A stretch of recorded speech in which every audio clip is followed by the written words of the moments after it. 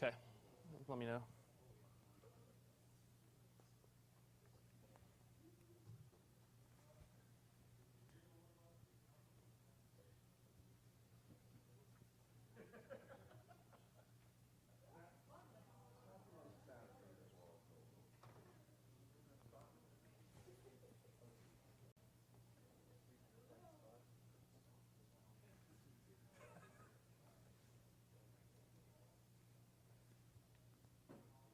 Good? Okay. All right, hello. My name is Andrew Siga. In the demo scene, I'm known as Necros, and I'm going to be talking to you today a little bit about tracking, which maybe some of you, I see some seniors and I see some non-seniors. Some of you may know, some of you may not. The demo scene basically involves three components. There's code, which is typically how programmers push the envelope. There's art, which is how artists push the envelope, and then there's music. And the demo scene has a very specific type of music, which we tend to call tracking. It was invented around 1987, and it sort of has become the de facto way you make music these days in the demo scene. Pretty much every single demo that exists on the PC specifically, and also on Amigas, uses tracked music. Even, believe it or not, things like 4K intros where you wouldn't think it'd be possible to actually fit music into something of that size. One of the big benefits of tracking also is that it's very self-contained. There's no reliance on sound generators, long MP3 files, WAV files, that sort of thing. And so it's a really unique form of music, and I'm just going to talk a little bit about sort of where it came from and what you can do with it today in a professional sense. But first, we'll do a little bit of history.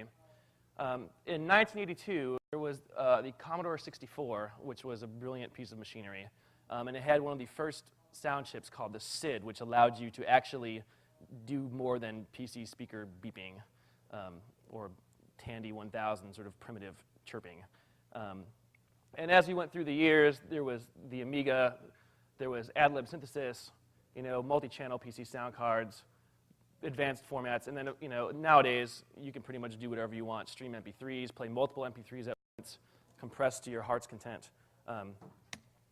But to understand what tracking is and why you'd want to do things this way, I want to talk a little bit about sort of the history of the audio chip and what it can do. The Commodore 64 had this lovely device called the SID, and really, I forget the guy who invented it was from a prominent music company. I wish I could remember, actually, I just blanked. But it had 3 oscillators and 4 waveforms. It had things like ADSR, which is attack, decay, sustain. Basically, a note can sort of come on and fade out.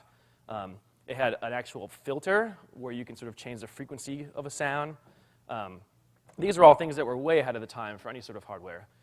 The songs had to, unfortunately, be programmed at a very low level because the Commodore 64 had no real high-level interface, like, say, a direct sound, and there was no support for samples. Your waveforms were all very simple. And to give you a taste of that, I'm going to play some Commodore 64 music. This first one is the sort of exhibits a very characteristic sound. This is the Pitfall 2 soundtrack.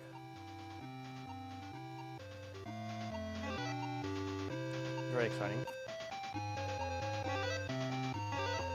You can just make that go mono, by the way, if it's not coming out of both sides. This one is Rob Hubbard's Dragon's Lair 2.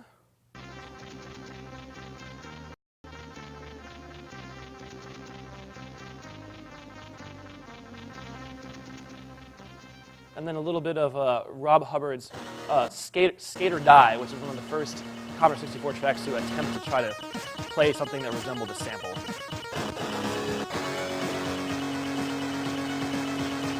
Very old school indeed.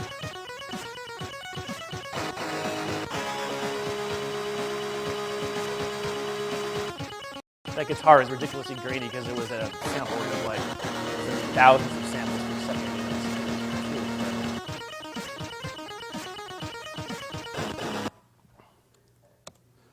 And so it had limited realism. The waveforms were stock. It had a sort of a beep and a different beep.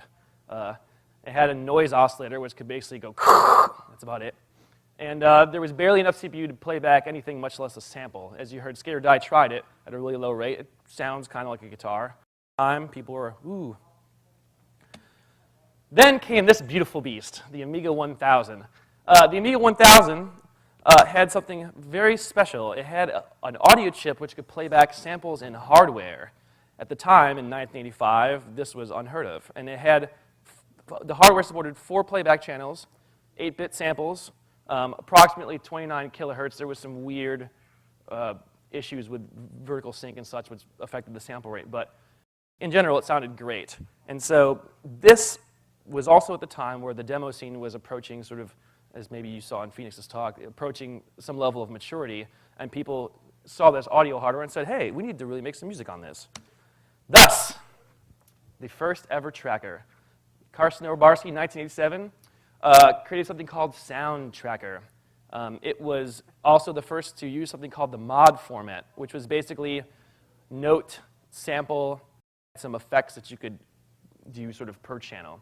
And it looked like that, and it had very simple editing capabilities. And it was sort of the first tool that you could actually use the Amiga to its full potential. And so people, all of a sudden, the demo scene embraced this, and we had some really interesting music coming out. As you will compare to the Commodore 64 stuff, here's some Amiga jams.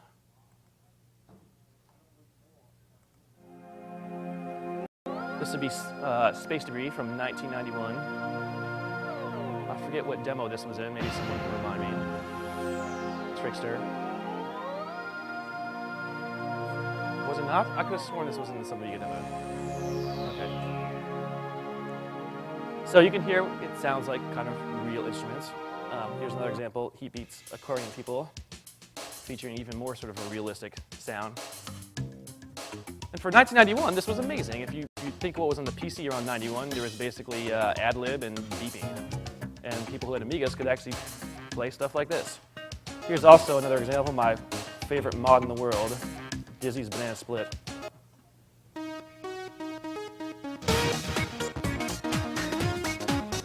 Which really sounds pretty awesome considering it is only literally 4 channels. Only 4 things can play at any one time.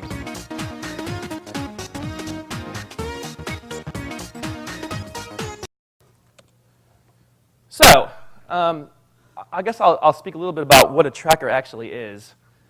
A tracker basically just means putting sounds into tracks. So the tracker is the editor. It's a very efficient sort of way to use the hardware of, say, something like an Amiga, which has a hardware sample playback.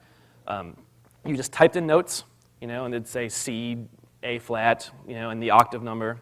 It had a very low memory overhead, and for demo, it was perfect because the average file size of these songs was on the order of, hundreds of K. In the early days, perhaps 50 to 100 K. Later on, perhaps 500 K to a meg. But really efficient, didn't affect download sizes of productions. And so people really latched onto it. There are many flavors. As I showed you, the Ultimate Sound Tracker was the first, but soon came the clones, Pro Tracker, Fast Tracker, Octamed, 669 Composer, Scream Tracker, et cetera, et cetera, et cetera. What? Yeah, all sorts of good stuff. But they all basically operated the same way. You had samples, which were the sound files that got played. There were the channels, which mapped directly to the hardware and played samples. There was effects, which I'll talk a little bit more later, but they are basically per channel things you could do to change the sound, usually change the volume of a sound, pitch bend something, offset into a sample, and do various things. And then there was the pattern, which is basically how you organize the song as a whole. Unfortunately, the editors pretty much still look like this. This was Pro Tracker 3, 1992. And what you can kind of see here is 4 tracks. We have note row. This is sort of all compressed, but you had, these are essentially effects data where it'd be an effects number and then a value. Again, I don't know why they love hexadecimal so much, perhaps because hexadecimal fits into 2 characters and avoids that nasty 3-character problem with numbers over 100. But musicians ate it up, perhaps because in these days, musicians, or pretty much anybody involved in the demo scene, had to have some sort of programming knowledge. Otherwise, you just couldn't get these productions done. And so, really, it's simpler than it looks. If you break down what you saw right there as the sort of combinations of rows, you can take 1 row at a time and look at it, and it's just the row number, the note, which is in that case the C-4. C is the note, 4 is the octave. You also have the sample number, say 12. Samples are just a linear list. And then you have an effect. In this case, OA is the effect, which in this case would be, say, a volume slide. And then 4 is the parameter, which, if I remember correctly, in the olden days, that would be like volume slide down by an amount of 4. And then basically, to play back, the thing just went tick, tick, tick, tick, tick, tick, tick, processed each row, and there was your music. It's pretty awesome. You had lots of effects. You could set volumes. You could slide up and down, sample offset, pattern break, and this one little interesting thing called arpeggiate, which I'll spend a moment talking about because arpeggiate is to play a chord really fast. So if you wanted to say have C, do, do, do, arpeggiate would be this really freaking fast, and it gave a very characteristic sound. And unfortunately, or fortunately, depending on your point of view, it spawned what we now know as the chiptune. And the chiptune was an evil beast that loved to arpeggiate and had a very characteristic video gamey sound. Here's some chiptunes. What you're hearing in the background, that sort of like bleeping, blipping song is, arpeggiation, where you play a lot of notes really fast.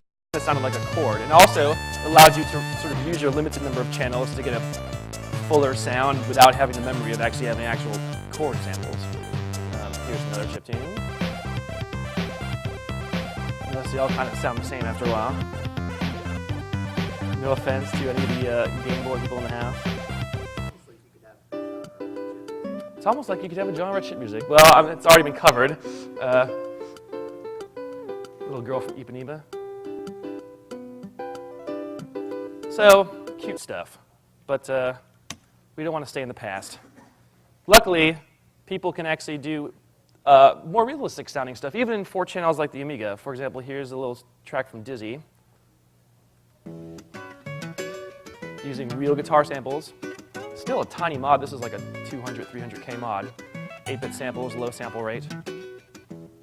Pretty good. And then a dude named Yogi Lil Ante with this little jam, featuring actual guitar strumming, harmonics, flutes. What? Yeah, classic. And for the time, people were amazed you could actually have this kind of music come out of a relatively early Amiga.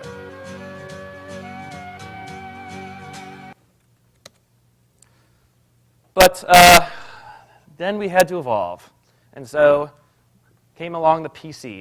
Unfortunately, the PC didn't have that nifty sound chip that the Amiga had, and so it couldn't play back any samples in hardware, but it did have more CPU. This meant, theoretically, you were not constrained to any sort of channel limit, sample limit. It's whatever you could get the machine to do.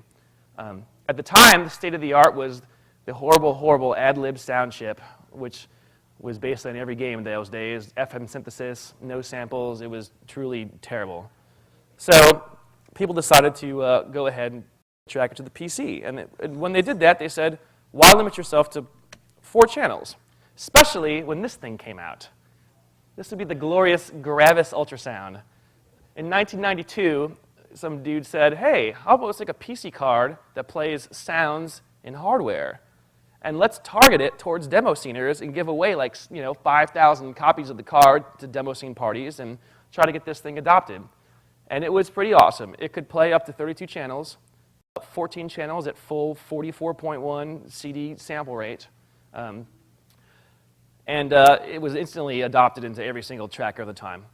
Unfortunately, it never sold well because the gaming industry didn't want to adopt it. They were so tied to ad-lib, they were so tied to FM, they'd have to rewrite all their music, all their composers, all the playback routines, and basically very few games ever sort of latched on and the thing sort of died an ignominious death. I'm sure one day these cards will go on eBay for a lot of money.